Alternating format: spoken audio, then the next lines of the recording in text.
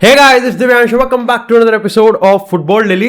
भाई मजा आ गया पकोड़े खा के, भाई प्याज के पकोड़े खा के मजा आ गया। आलू के पकोड़े बस अननेसेसरी, मुझे क्यों तोड़ा? लेकिन ये चाय नाश्ता करके फिर चैंपियंस लीग पर बात करने में बहुत सही मजा आता है। लेकिन आज की अगर हम अब इस पूरे एपिसोड की अगर हम पहली अपडेट की बात करें तो वो आती है यहाँ पर क्रिस्टियानो रोनाल्डो से, और उसके बाद फिर अनदर गोट की हम बात करेंगे लियोनेल मेसी की।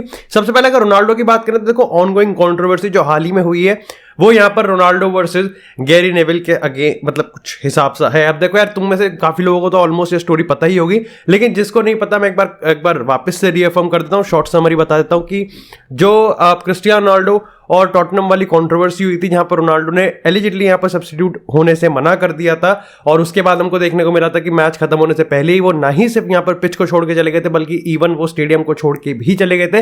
तो ऐसे में रिसेंट टाइम्स में अगर हम टीवी पंडित्स की बात करें, पर्टिकुलरली हम यूनाइटेड के लेजेंड्स की हम बात करें, चाहे हम बात करें पॉल स्कोल्स, और उसके बाद अगर हम बात करें यहाँ पर गैरी नेविल की, तो इनमें काफी तू मैमे हो गई, जहां पर एक ने अगेंस्ट की साइड पकड़ी और दूसरे ने यहाँ पर रोनाल्डो के सपोर्ट की साइड पकड़ी। ऐसे में नेविल अगेंस्ट पे थे। अब इसी के साथ तुमको जेमी कैरेगर वाला हिसाब भी पता है कि जब रोनाल्डो ने कैरेगर को इग्नोर कर दिया था, जस्ट लाइक यहाँ पर ईडन हज़ार्ड प्लेइंग टाइम को इग्नोर करता है, तो ऐसे में यहाँ पर कहीं ना कहीं रोनाल्डो ने यही चीज वेस्ट हैम के अगेंस्ट जो मैच हुआ था किक ऑफ से पहले, उन्होंने यहाँ पर दो लेजेंड्स थे। अब यार एक का मैं नाम भूल गया, एक तो रेडनेप था, दूसरा भी मैं नाम भूल गया, साहा था, अब सॉरी, लेकिन तीसरा वहां पर गैरी नेविल था, एंड उन्होंने उस चीज को इग्नोर किया। इसके बाद काफी ज्यादा ट्रोल हुआ, काफी ज्यादा इसको बस मिला, एंड डेफिनेटली अब अगर हम बात करें तो गैरी नेविल ने इस पे सबसे पहले तो रिएक्शन दिया अपना, और उन्होंने ये चीज कहा है कि वो जो बिहेवियर था ना, वो काइंड ऑफ कहीं ना कहीं ऐसा प्रतीत होता है कि रोनाल्डो ये चीज भूल चुका है कि मैं उसका ही टीममेट हूं, और कहीं ना कहीं ऐसा लगता है कि ठीक है आपने क्रिटिसाइज किया, but at the same time हम एक टीममेट भी रह चुके हैं। खैर आई थिंक ऐसी चीज कोई नहीं है। खैर अगर आपको पता होगा तो जेरार्ड पीके और क्रिस्टियानो रोनाल्डो भी यूनाइटेड में एक बार टीममेट रह चुके हैं, लेकिन फिर हमको सबको पता है कि उनके बीच भी एक अच्छी खासी आइकॉनिक राइवलरी थी। लेकिन इसी के रिगार्डिंग यहाँ पर रियो फर्डिनेंड भी कूदते हैं, और वो यहाँ पर अपना टेक देते हैं कि देखो यार, मैं अगर क्रिस्टियानो रोनाल्डो की जगह होता ना, तो मैं रोनाल्डो जैसा काम नहीं करता। मैं जाता मैं हाथ जरूर मिलाता, लेकिन मैं उसको टॉन्ट मारता, मैंने कम मुंह चलाया कर, और मैं उसके पीठ पे थपथपाता और सबके सामने टॉन्ट मारता, चाहे उसको अच्छा लगे और चाहे बुरा लगे। And this is where my personal opinion start. मेरा इसके रिगार्डिंग ये ओपिनियन है इस पूरे सीन के कि देखो यार, ये इट्स क्रिस्टियानो रोनाल्डो थिंग कि वो कर रहा है, इसलिए इट्स अ बिग बस, क्योंकि as such ignore is the most peaceful तरीका। आप किसी भी चीज को इग्नोर, मतलब आप किसी भी चीज को सॉल्व कर सकते हो, आपने उसको इग्नोर कर दिया, आप उसमें ज्यादा तू मैं नहीं करोगे, मतलब समझ रहे हो ना तुम, कि आप बोल रहे हो फिर वो बोलेगा, फिर आप बोल रहे हो फिर वो बोलेगा, and definitely like Gary Neville और रोनाल्डो के लेवल्स में फर्क है। दूसरी चीज मेरे को ये लगता है कि I think Cristiano Ronaldo himself knows कि यहां पर सिस्टम जो है वो किस तरीके से बिठाना है। आपको उसको देखो, उसको पता है कि ये बहुत पीसफुल है, लेकिन एट द सेम टाइम उसको ये भी पता है कि ये चीज बहुत इफेक्टिव है। मैं जो करने वाला हूं वो वर्ल्ड वाइडली बात की जाएगी, मैं जो करने वाला हूं वो हेडलाइन भी बनाई जाएगी, मैं जो करने वाला हूं वो इफेक्टिवली इसको पता चल जाएगा। खैर यहाँ पर उसके रिगार्डिंग रियो फर्डिनेंड ने कहा है कि देखो जो भी चीज हुआ है, मेरे को लगता है कि यहाँ पर ये चीज परमानेंट रहने वाली है, यानी कि अब इनके बीच में कभी कोई रिलेशन नहीं होगा। खैर अभी हाल ही में हम गैरी लिनेकर की हम बात करते हैं, तो वो भी इस चक्कर में पड़ गए थे। I think it was Gary Lineker versus Piers Morgan, तो काफी ज्यादा चल रहा है भाई रोनाल्डो को लेकर, and definitely it's not a new thing. अगर आप लियोनेल मेसी की बात करें, क्योंकि इन दोनों के लेवल पे कोई कभी आ ही नहीं सकता, तो इन दोनों के लेवल को लेकर जो डिबेट होती है ना, वो भी काफी नेक्स्ट लेवल जाती है, और हमेशा ही होती रहती है। They just pick the right time and the right opportunity to start a debate. लेकिन इसी के साथ यार बात करते हैं थोड़ी सी लियोनेल मेसी की, और भाई मिरर की ये रिपोर्ट पढ़ के मैं हंस दिया भाई। लाइक किलियन एम्बापे ने लियोनेल मेसी का रिप्लेसमेंट ढूंढ लिया। मरना है क्या भोसड़ी के? मरना तेरे को डर नहीं लगता?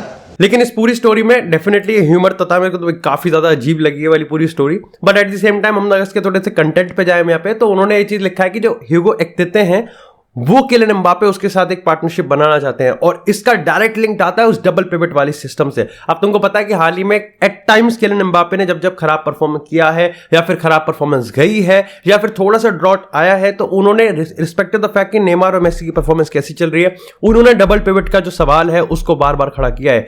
ऐसे में यहां पर कहीं ना कहीं तुमको पता है फ्रांस नेशनल टीम में भी वो ओलिवर जिरूड के साइड में खेलते हैं, या फिर बेंजेमा, लाइक ठीक है केस होता रहता है यहाँ पर। इसी के साथ यहाँ पर अगर हम बात करें पीएसजी की, तो ह्यूगो एक्टिते जो कि काफी ज्यादा यंग है, वो उनको अपना लॉन्ग टर्म पार्टनर मानते हैं, पिच पर, बेड पे नहीं। तो ऐसे में कहीं ना कहीं यहां पर ये सिस्टम बनाया गया है। रिगार्डलेस ऑफ द फैक्ट, अभी कुछ टाइम पहले मेरे को ये भी खबर आ रही थी कि अब बार्सिलोना वाले, मतलब आई थिंक काफी सारे बार्सिलोना के जो एक्यूमुलेटर्स हैं जो न्यूज देते हैं, साथ ही अगर हम पीएसजी की न्यूज देते हैं तो वो अभी इंटर मियामी वाली बात पे इतना नहीं बहके हैं, उनको इससे ज्यादा फर्क नहीं पड़ रहा। वो काफी ज्यादा चिल है कि उनका क्लब कहीं ना कहीं वर्ल्ड कप के बाद यहां पर सिस्टम बैठा ही लेगा कैसे ना कैसे करके।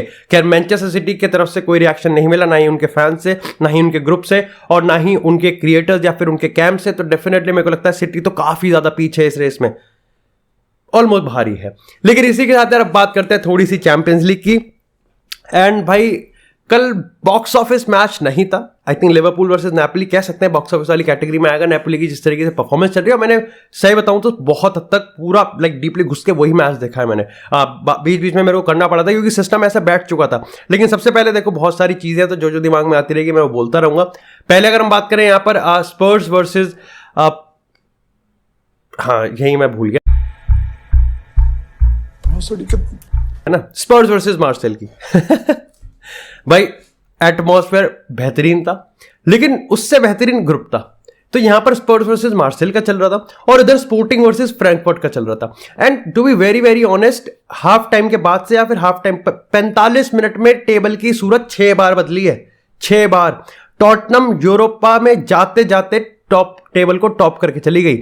वहीं अगर मार्सेल की बात करें तो टेबल को टॉप करते करते एक्चुअली में वो मतलब चैंपियंस लीग तो छोड़ो, यूरोपा से ही बाहर हो गए। वो बाहर है, 4th पे है वो, ये सीन है। खैर 4th पे तो एथलेटिको मैड्रिड, ठीक है, उनको अभी उनकी टांग खींचेंगे मैड्रिड। तो उसके बाद कहीं ना कहीं अब बात करते हैं यहाँ पर गेम की। देखो ये तो कहीं ना कहीं सबको पता है कि स्पर्स का एक कमबैक वाला तो है, थोड़ा थोड़ा तो है, लेकिन ओवरऑल मैच काफी ज्यादा पैसिव था। मार्सेल ने बहुत हद तक सही अटैक किया था, मार्सेल बहुत सही भी खेल रही थी, डिजर्व गोल भी आया था। लेकिन उसके बाद Harry Kane doing Harry Kane things, Clement Lenglet का यहाँ पर हेडर आता है। हैरी केन की अगर हम वो उसकी बात करें, वो जो अट्रैक्शन होता है ना कि वो डिफेंडर्स को खींच लेता है, जिसने यहाँ पर होइबियर के लिए एक रन बनाया, एक स्पेस क्रिएट करा, उसने रन बनाया और होइबियर ने क्या शूट मारा, एब्सोल्युटली अमेजिंग।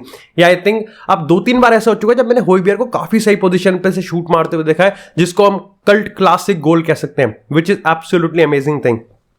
और यहां पर ये चीज एंटोनियो कॉन्टे के लिए बड़ी थी। देखो ये तुम इस चीज के लिए भी देखो कि न्यूट्रल फैंस को कितना अपीस करेगा नहीं करेगा आई डोंट नो, लेकिन टॉटनम फैंस को बहुत ज्यादा अपीस करेगा और उनके लिए इंपॉर्टेंस भी है, क्योंकि उनके लिए एंटोनियो कॉन्टे का अगले सीजन मैनेजर बने रहना बहुत ज्यादा इंपॉर्टेंट है। जिस तरीके से नूनो एस्पिरिटो सैंटो के बाद एक बहुत बड़ी छलांग मारी अपॉइंटमेंट में, लोगों को यह भी फियर है कि अगर एंटोनियो कॉन्टे चला गया तो वो वापस से लेवल नीचे आ जाएगा, और लेवल नीचे यहां से आया तो आप ह्यूंगमिन सॉन भी लूज कर सकते हो, आप यहां पर डेफिनेटली हैरी केन भी लूज कर सकते हो, और अपने जो बड़े बड़े प्रोजेक्ट है आप उनको भी लूज कर सकते हो। इसी के साथ यहां पर फ्रैंकफर्ट और स्पोर्टिंग में 1-1 हुआ, इसके चलते मार्सेल बाहर हो गया और यहां पर फ्रैंकफर्ट अब जा रहा है यूरोपा में और स्पोर्टिंग और टॉटनम गए हैं यहां पर राउंड ऑफ 16 में। इसी रात बात करते हैं यहां पर अगर बार्सिलोना वाले मैच की, तो कुछ इंपॉर्टेंस ना होते हुए भी इसमें कुछ इंपॉर्टेंस तो थी। साइकोलॉजिकल इंपॉर्टेंस थी, प्रोफेशनल इंपॉर्टेंस थी एंड टैक्टिकल इंपॉर्टेंस थी। देखो साइकोलॉजिकल इंपॉर्टेंस ज़ावी ने अपने प्रेस कॉन्फ्रेंस में इसको ब्यूटीफुली एक्सप्लेन किया है कि अपन को करना है भाई, अपन को खेलना है। हमको पता है कि हम, देखो ही admits, he confess, but at the same time he reacts well, तो उसको पता है कि खेलना तो है। बार्सिलोना फैंस में ये जो मैं तुमको मजाक नहीं बताऊंगा, बार्सिलोना के क्रिएटर्स की हम बात करें, बार्सिलोना के अगर हम यहाँ पर न्यूज आउटलेट्स की बात करें, they themselves work like oh यार अब नहीं, अब तो मजा ही खराब हो गया सारा।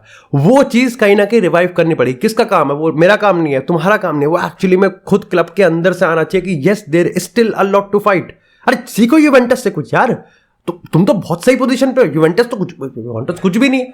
यूवेंटस को बस एलिगिरी को बचाना है, बाकी तो मरा गांड अपनी। लेकिन उसके साथ ही अगर हम बात करें यहाँ पे इस मैच के पूरे परफॉर्मेंस की, आप विक्टोरिया से गोल नहीं खा सकते, और जिस तरीके से आपने हेडर खाया वो तो खा ही नहीं सकते। और ऑफ कोर्स देखो मार्कोस अलोंसो, वो देवेश वोरा का ट्वीट है, he is good, he is shit sometimes, but most probably he is going to be shit.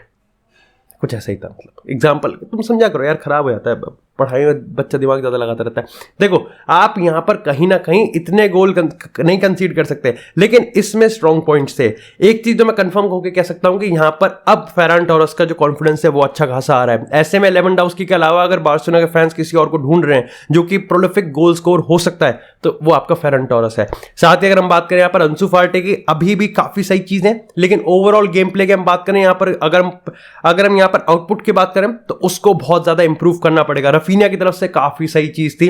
Raphinha को नए टैक्टिकल इन्वर्ट में यूज़ किया गया है कि आप वाइड पे खिलाओ, आप इन्वर्ट खिलाओ, वट एवर इट इज, उसके नंबर्स अच्छे आ रहे हैं। और कुछ जो पासिंग होते हैं, कटिंग पासिस, वो रफीनिया के एब्सोल्युटली टॉप नॉच होते हैं। साथ ही अगर हम गावी की बात करें, स्पीचलेस गावी यार, वो बंदा ही अलग है भाई, उस बंदे की परफॉर्मेंस ही अलग आती है। लेकिन डिफेंस लाइन की बात करें तो वो तो चूतिया डिफेंस है। डिफेंस तो Marcos Alonso at centre back, इसका कोई सेंस ही नहीं बनता, कोई सेंस नहीं बनता इसका। तो वो तो मेरे को लगता ही नहीं है कि लाइक क्या ही सीन है। It's like just Harry Maguire being captain, तो दोनों का कोई सेंस नहीं है फिर भी चले करेंगे बात। लेकिन इसी के साथ बात करते हैं हम थोड़ी सी अब एथलेटिको मैड्रिड की। वो इट्स भाई आई एम लाइक, मैं साइड पर देखो, आई माइट बी हिपोक्रेट, क्योंकि because at the same time मैं जब एलिग्री को गाली देता हूं तो मैं कहीं ना कहीं थोड़ा सा सॉफ्ट साइड रखता हूं सिमियोनी के लिए, जबकि दोनों के लिए दोनों ही क्लब हिस्टोरिकली काफी सही लेगेसी होल्ड करते हैं। अगर हम एलिग्री की बात करें तो काफी डाउनफॉल पे, but at the same time आपको भूलना नहीं चाहिए कि एलिग्री काफी ज्यादा रिस्पेक्टेड है अगर हम उस पूरे लेगेसी की बात करें। सेम अगर सिमियोनी की बात करें तो थोड़ा ज्यादा हो जाता है, क्योंकि एथलेटिको मैड्रिड, मैं ये नहीं कहूंगा कुछ भी नहीं थी, लेकिन काफी बहुत हद तक यहां पर सिमियोनी ने बनाया है एथलेटिको मैड्रिड को।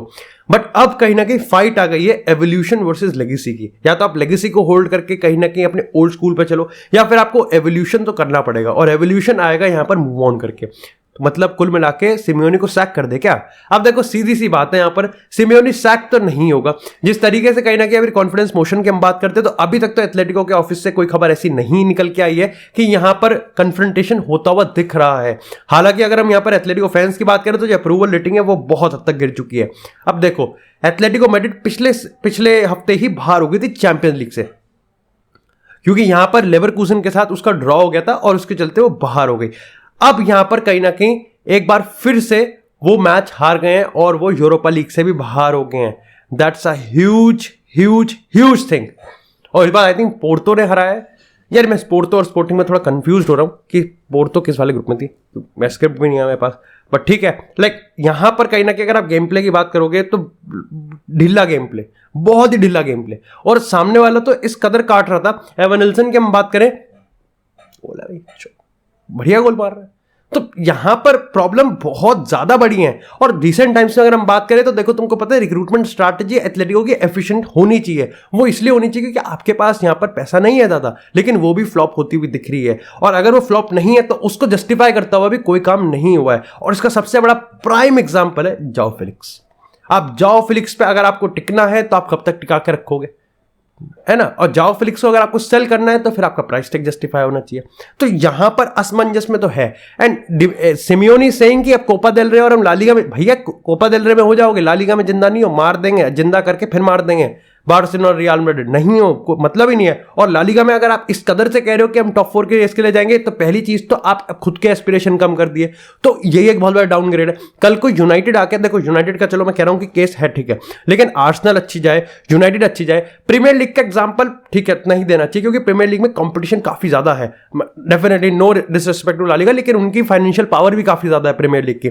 अगर मैं कल को यहां पर अगर कह दूं कि अगर सीरिया में मैं कह दूं कि कल को इंटरनेशनल कहेगी कि भाई हम तो टॉप 6 के लिए जाते हैं, हम तो जीतेंगे नहीं, तो इट्स आप खुद अपने एस्पिरेशंस को डाउनग्रेड कर रहे हो।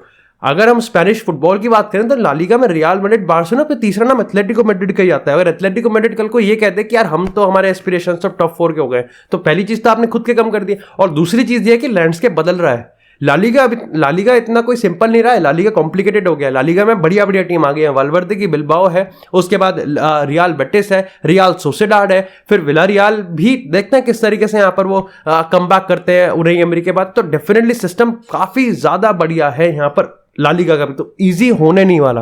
बाकी डू लेट मी नो कि आपका इसके रिगार्डिंग क्या थॉट है। अगर बात करें यहाँ पर लिवरपूल वर्सेस नापोली की, तो मैच इंटरेस्टिंग था काफी हद तक। मेरे को लगता है कि दोनों टीम रिदम ही नहीं ढूंढ पाई अपनी, लास्ट मोमेंट तक भी नहीं ढूंढ पाई। उसके बाद अगर हम बात करें यहाँ पर दोनों ही गोल जो कि वैन डाइक के वजह से ही स्कोर हुए हैं, सबसे पहले साला की बात करें, उसके बाद डार्विन नूनेस की बात करें। डार्विन नूनेस का कैमियो अच्छा था, मैं हर मैच में कहता हूं कि डार्विन नूनेस जब आता है तो हलचल होती हुई दिखती है। हाँ, उसका आईक्यू लाइक थोड़ा सा है डाउनफॉल, लेकिन उसकी जो compatibility is the main issue जो कि लिवरपूल के साथ आती है। लेकिन ओवरऑल अगर हम बात करें अच्छा था।